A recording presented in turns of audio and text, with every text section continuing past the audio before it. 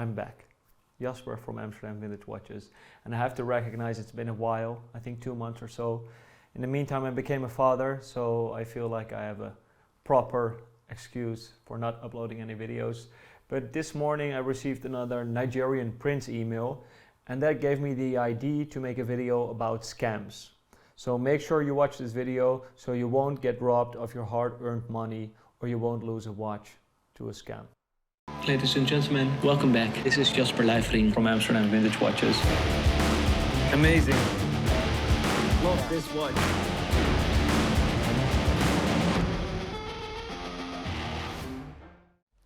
So I will talk from my own experience what happened in the course of a decade or so at Amsterdam Vintage Watches, both online as well as in the store. And trust me, it's going to be worth it to listen to it because it might save you a lot of money. But not before we start looking at the watch which is on my wrist. I picked this up right after we made the last video with Doruk. We went to the Time On show that was during the Paris Retromobile exhibition, and there we found this incredible 6264 Rolex Paul Newman Daytona with a musketeer dial. If you don't know what that is, the devil is in the details. The subdials have a sloped periphery before it goes over to the ridged surface in the subdials instead of just fully ridged surfaces, which is not only rarer but also providing more depth, and aesthetically for me it's one of the nicest Paul Newman dials there is, let alone in a condition like this one. It is pristine. The case obviously has seen a polish, but the dial itself, the surface is remarkable. And I've been enjoying this watch for quite a while now, but make sure you pay attention to the website because it might be uploaded for sale anytime soon. Now over to the scams, and we're going to start with some physical situations that happened in the store. We only lost the watch once due to a scam, and this was quite early on in my career. So at a certain day the doorbell rang and my colleague invited in a man and a lady, properly dressed, nothing weird about that, but they were very quick with hand movements and they were causing a lot of chaos, and there were more people entering the store, and she didn't work there at our store for so long, so she was a little bit inexperienced. And at a certain point, after showing some watches, they gave their budget of 8,000 euros. And they already flaunted some money in front of her. And at a certain point, they were looking at a Cartier. She closed the box, the lady, and she pushed it towards my then co-worker. And she said, okay, I'll take this one. Can you wrap it up because it's a present? So my colleague started wrapping it up.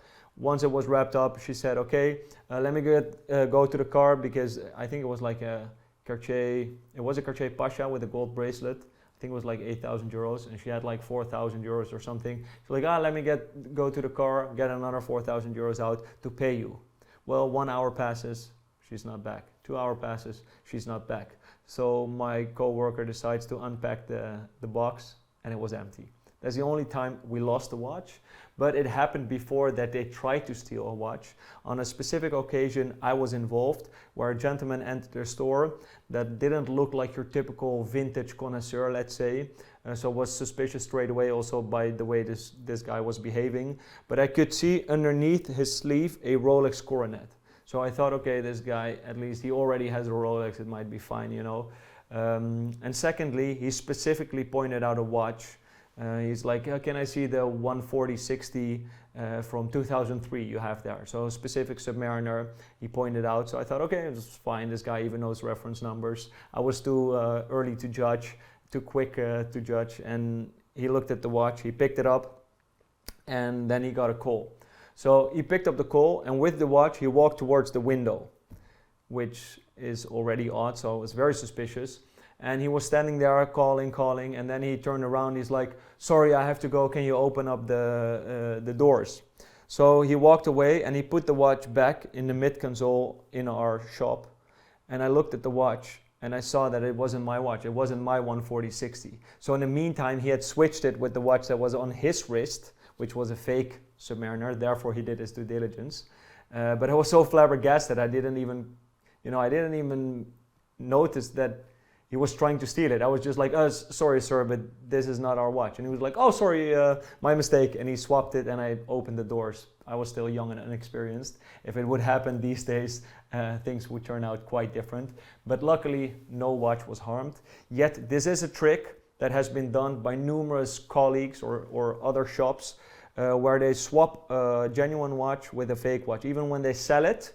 So, for example, they offer you, this is a specific example from another shop. They offered them a 16710 to sell it, and they were looking at the watch for 15 minutes, checking if everything is all right, and then the shop said, okay, I'll offer you 8,000 euros. And the guy looks at his own watch like, I don't think I'm gonna sell it for 8,000. I like it too much. And he turns around to walk away, and then he switches it with a fake 16710, and he walks back and is like, okay, it's cool, 8,000, let's do it. And he puts the watch back, and obviously they didn't again check everything, so they thought, well, it's the same watch probably, but it wasn't, and they lost quite some money. Another thing that happened, which is more of a financial scam, it's called spoofing. If you are an avid follower of us and you've been following our YouTube channel, also in Dutch, we've made one of our vlogs about a guy who spoofed, and we even made sure he got arrested, including images. I'll let Dario check if he can still find it to montage it in.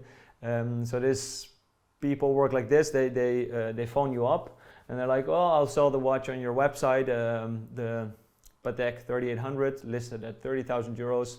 I just wired you the money. Can you confirm the money is there, and I'll have the watch picked up? So you check on your bank account and the money is there, which is quite an odd sequence. Usually they reach out first before wiring, so immediately we were alarmed. But also because the name of the bank account that it was wired from sounded very, let's say, local and very Dutch, but the guy who was calling, he didn't sound like somebody with this last name. So we were already kind of cautious, and we called the bank to verify it, but the bank couldn't provide us the info because of privacy regulations. But what they could tell us that it was about a gentleman with a very seasoned age, let's say. So he was in his 80s, and the guy on the phone was definitely like a 25 or 30-year-old guy. So we straight up knew there was something wrong. So we informed the police, and when they picked up the watch, they got him arrested. However, they just locate somebody via Snapchat to pick up a watch, and they give him like 500 euros cash to pick it up. So we didn't actually caught the spoofers, the people behind the crime, but we at least caught somebody, and hopefully they can follow the lead. But this is something that has been done on numerous occasions. We are protected by it, so if we gave the watch, the bank would still allow us to keep the money, but of course it would be very sad for this 80-year-old gentleman who lost his money. And they work like this. They just call usually old people because they're perhaps a little bit more gullible and not knowledgeable with internet banking. And they tell them their account has been hacked because they are calling from the bank, and they need to move the funds to a third-party account in order to make sure the money is safe. And then they let them wire the money to us, because they can't wire it to their own account for obvious reasons, or to somebody else's account because you can't take out 30,000 euros in cash. So they just try to buy a watch with it, and then they have the watch and they can sell the watch for cash or whatever. So be careful if they all of a sudden wire you money and then later on call you and say, hey, I just wired you some money. Even in this case, they wired like 30,000 euro while the watch was priced 29,800. So that was also kind of a red flag. So make sure you always do your due diligence there. So this one was really, well, I'm inclined to say it was a really good scam, but maybe it isn't if I tell it to you like it is. But we got an email a guy reaching out from the UAE, claiming he worked for some sheikh. And now, of course, you're gonna start thinking, well, of course, this is some bullshit, the Nigerian prince kind of stuff. But we do have clientele that work in these, environments. And this specific guy mentioned the sheikh he was working for, and he wanted to gift him a watch, a set of watches in this case, for his birthday, which was the 1st of May, let's say. It's a fictional date, so you don't know who he's talking about. Anyway, so the 1st of May, he needs to have these two watches, which in this case were a Patek Philippe 3712 and a Leopard Daytona, if my memory serves me right. Very odd choice, two kind of different watches, which at the time were the most expensive watches from our website too, so that's also kind of weird. But he said I need these watches, I need to gift it to my boss, the sheikh, who's his birthday on the 1st of March or May or whatever. Can you make sure it's there in time if I wire you the money now? So we said, well, if the money is there in time, we will make sure it's sent out in time and you will have it immediately. Of course, we're not going to send watches before the money is in our account. And he said, can you send me an invoice? No other questions about the watches, just send me an invoice. And I thought it was very strange, but then again, you know, what harm can it do if I can send him like a pro forma invoice without even the serial numbers on it? So I sent him this invoice and I didn't hear back from him, but I already forgot about it. I didn't even put the watches on sold because I kind of knew it was fishy. And then at a certain moment, 2 weeks passes or a week and a half passes, and we're approaching the date that the sheikh's birthday is. And on a Friday, so the sheikh's birthday was, I believe, on a Monday or on a Tuesday, and on a Friday, a Dutch lady calls from the ABN AMRO bank, claiming there's a bank wire coming in for, it was like 250K, and if they can let it pass. So I was like, 250K bank wire. So I was like, no, I don't think that's ours. And she was like, okay, because it says in the description, and then they name an invoice number. So I go check out the invoices, and I find the invoice, like, the dude actually paid. That's crazy. So I told her, yeah, sure, send it over.